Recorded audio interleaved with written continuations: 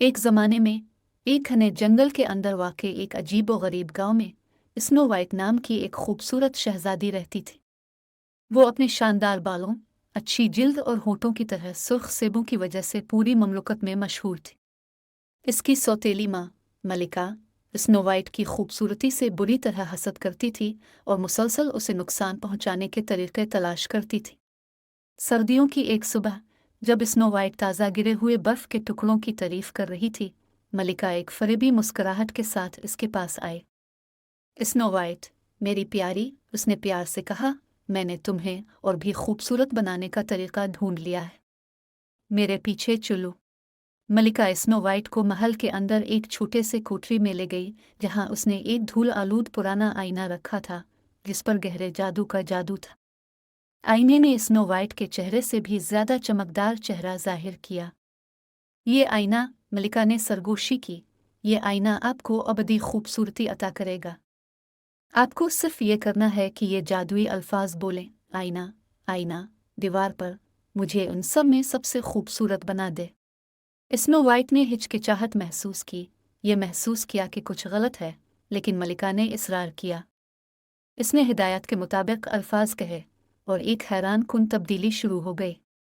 इसकी खूबसूरती बढ़ रही थी, लेकिन इसका दिल ठंडा हो गया और उसकी मासूमियत ख़त्म हो गई। मलिका ने अपनी जवानी चरा ली थी, एक सर्द और बेदिल स्नो वाइट को पीछे छोड़ दिया था।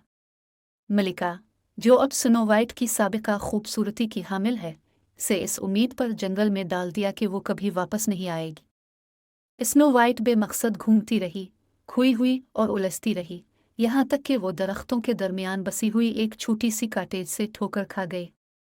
उसने दरवाजे पर दस्तक दी और जब ये खुला तो वो हैरान रह गई। एक आरामदेह कॉटेज। कॉटेज में 7 बोने, जिनमें से हर एक अलग अलग शख्सियत के हामिल थे, रहते थे। वो इब्तिदा में स्नो वाइट की मौजूदगी से चौंक गए थे, लेकिन इसकी मेहरबानी ने उन्हें जीत लिया। इसने अपनी कहानी बयान की और बोनों ने इसे रहने के लिए खुश आमदीद कहा। बदले में स्नो वाइट ने उनके कामों में उनकी मदद की और इससे उनकी जिंदगी में गर्म जोशी और हंसी आए। स्नो वाइट से नावाकिफ मलिका की हसद में कोई कमी नहीं आई। वो रोज़ाना जादुई आईने का दौरा करती थी, अब भी दुनिया में सबसे खूबसूरत की तलाश में थी। हर बार आईने ने हिचकिचाते हुए एतराफ़ किया कि स्नो वाइट। गुस्से में मलिका ने एक शरीर मंसूबा बनाया। एक बूढ़ी औरत के भेस में वो हाथ में जहर आलूद सेब लेकर जंगल में चली गई। इसने इसे स्नो वाइट को पेश किया। उसने थोड़ा सा सेब खाया। फौरी तौर पर वो गहरी नींद में गिर गई और मलिका जंगल में गायब हो गई। बोने स्नो वाइट को बेहरकत पड़ी हुई तलाश करने के लिए वापस आए।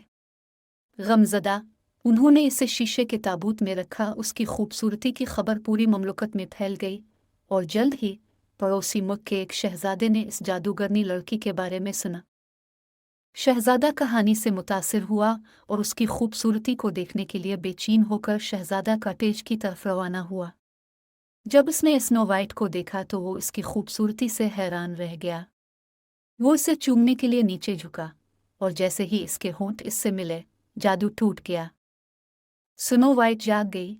स्नो वाइट और शहजादे को गहरी मोहब्बत हो गई और उन्होंने बोनों को महल में रहने की दावत दी। बदकार मलिका अपनी नाकामी से जानकर बादशाही से भाग गई, जो दोबारा कभी नहीं देखी जाएगी। स्नो वाइट की कहानी एक लेजेंड बन गई, मासूमियत, मेहरबानी और हसद और नफरत पर सच्ची मोहब्बत की फतह की कहानी। उसने एक प्यारे दिल के साथ बादशाही पर हुक्मरानी की, हमेशा के लिए उन सब कूहे को पालती रही जो उसने जंगल में 7 बोनों के साथ सीखे थे। और इस तरह स्नो वाइट हमेशा खुशी से जिंदा रही। उसकी खूबसूरती उसकी पाकिज़ा और मोहब्बत करने वाली रूह की अक्कास है।